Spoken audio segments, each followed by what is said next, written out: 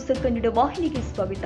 ವೈಕುಂಠ ಏಕಾದಶಿ ಹಿನ್ನೆಲೆ DCM DK Shivakumar ಅವರು ಇಂದು ತಿಮ್ಮಪ್ಪನ ದರ್ಶನ ಪಡೆದಿದ್ದಾರೆ. ನಾನು ಕೂಡ ದೇವರಿಗೆ ಪೂಜೆ ಮಾಡ್ತೀನಿ, ದೇವರಿಗೆ ನಮಸ್ಕಾರ ಮಾಡದೆ ನಾನು ಮನೆಯಿಂದ ಹೊರಗಡೆ ಹೋಗುವುದಿಲ್ಲ ಎಂದು ಅವರು ಈ ವೇಳೆ ತಿಳಿಸಿದ್ದಾರೆ.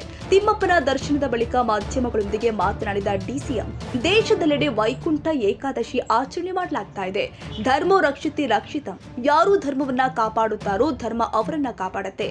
ದೇವರ ಸನ್ನಿಧಿಯಲ್ಲಿ ಲಕ್ಷ್ಮೀ ವೆಂಕಟೇಶ್ವರನ ದರ್ಶನ ಮಾಡಿದ್ರೆ ವೈಕುಂಠ ಸೇರುವ ಅವಕಾಶ ಸಿಗುತ್ತೆ ಎನ್ನುವ ನಂಬಿಕೆ ನಮಗೆಲ್ಲ ಇದೆ ಎಂದಿದ್ದಾರೆ. ಲಕ್ಷಾಂತರ ಜನ ಇಂದು ದೇವಸ್ಥಾನಕ್ಕೆ ಹೋಗಿ ವಿಷ್ಣು ಸ್ವರೂಪದಲ್ಲಿ ಇರುವ ವೆಂಕಟೇಶ್ವರನ ದರ್ಶನ ಮಾಡ್ತಾ ಇದ್ದೇವೆ.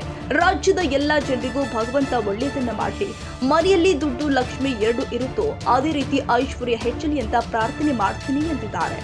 ತಮಿಳುನಾಡಿನಲ್ಲಿ ಸುದರ್ಶನ ಹೋಮ ಮಾಡಿಸಿದ ವಿಚಾರವನ್ನ ಮಾಧ್ಯಮದವರು ಕೇಳಿದಾಗ ಪ್ರತಿಕ್ರಿಯಿಸಿದ ಡಿಸಿಎಂ, ಹೌದ್ರಿ, ನಾನು ದಿನ ಪೂಜೆ ಮಾಡ್ತೀನಿ, ದಿನ ದೇವರನ್ನ ನೋಡ್ತಾ ಇರ್ತೀನಿ, ದಿನ ಹೋಮಗಳನ್ನ ಮನೆಯಲ್ಲಿ ಮಾಡ್ತೀನಿ. ವಿಶೇಷ ಅಂದ್ರೆ ಪ್ರತಿದಿನ ನನ್ನ ರಕ್ಷಣೆಗೆ ನೀವು ಬೇಕಲ್ವಾ, ನನ್ನ ಮನಸ್ಸಿಗೆ ನೆಮ್ಮದಿಗೆ ನನ್ನ ಸಮಾಧಾನಕ್ಕೆ ಮಾಡಿಸಿದ್ದೀನಿ ಎಂದಿದ್ದಾರೆ. ವೈಕುಂಠ ಸೇರುವಂಥ ಒಂದು ಅವಕಾಶ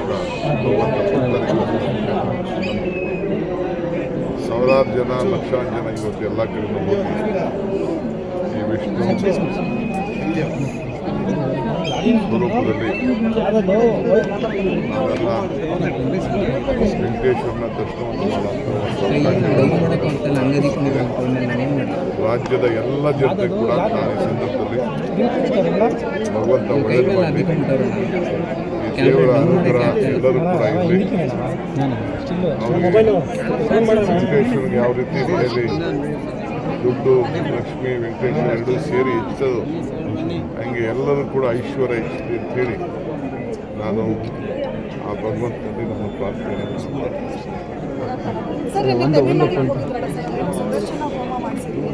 ಹೌದ್ರಿ, ನಾನು ದಿನಾ ಪೂಜೆ ಮಾಡ್ತಾ ಇರ್ತೀನಿ, ದಿನಾ ದೇವ್ರು ನೋಡ್ತಾ ಇರ್ತೀನಿ, ದಿನಾ ಹೋಮಗಳನ್ನ ನಮ್ಮ ಮನೆಯಲ್ಲಿ ವಿಶೇಷ ಅಂದರೆ ಎವ್ರಿ ಡೇ ನನ್ನ ರಕ್ಷಣೆಗೆ ನೀವು ಬೇಕಲ್ಲ.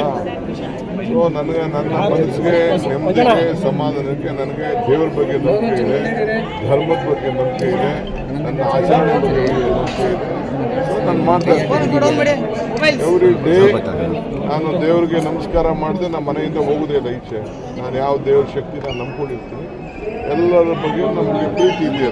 ಕುಮಾರಸ್ವಾಮಿ ರಿಯಾಕ್ಟ್ ಮಾಡಿದ್ದಾರೆ ಸರ್, ಶತ್ರುಗಳನ್ನು ನಾಶಪಡಿಸಲಿ ಅಂತ ಹೇಳಿ ಪೂಜೆಯನ್ನು ಮಾಡಿಸ್ಕೊಂಡು ಬಂದಿದ್ದಾರೆ. ದಿನಾ ಮಾಡ್ತಾ ಇರ್ತೀನಿ, ಎವ್ರಿ ಡೇ ಪೂಜೆ ಮಾಡ್ತಾ ಇರ್ತೀನಿ. ಎವ್ರಿ ಡೇ ನನಗೆ ಒಳ್ಳೇದಾಗಲಿ, ನನಗೆ ಯಾರ್ಯಾರು ತೊಂದರೆ ಕೊಡ್ತಾರೆ ಅವರಿಂದ ಎಲ್ಲ ರಕ್ಷಣೆ ಸಿಗಲಿ ಅಂತೇಳಿ ನೀವು ಪ್ರಾರ್ಥನೆ ಮಾಡ್ತಾ ಇರ್ತೀನಿ. ಇದೇನು ಮುಚ್ಚಿಲ್ಲ, ಮರೆ ಏನಿಲ್ಲ. ನೀವು ನನಗೆ ಬೇಕಾದಷ್ಟು ತೊಂದರೆ ಕೊಡ್ತಾ ಇರ್ತೀರಿ, ಮೀಡಿಯಾವರು ಹೊಸ ಸುದ್ದಿಗಳನ್ನೆಲ್ಲ ಹಿಂದೆ ಒಂದೆಲ್ಲ ಕ್ರಿಯೇಟ್ ಮಾಡ್ತಾ ಇರ್ತೀರಿ. ನಿಮ್ಮಿಂದನೂ ನನಗೆ ರಕ್ಷಣೆ ಸಿಗ್ತೀವಿ ಅಂತ ನಾನು ಮಾತಾಡ್ತೀನಿ.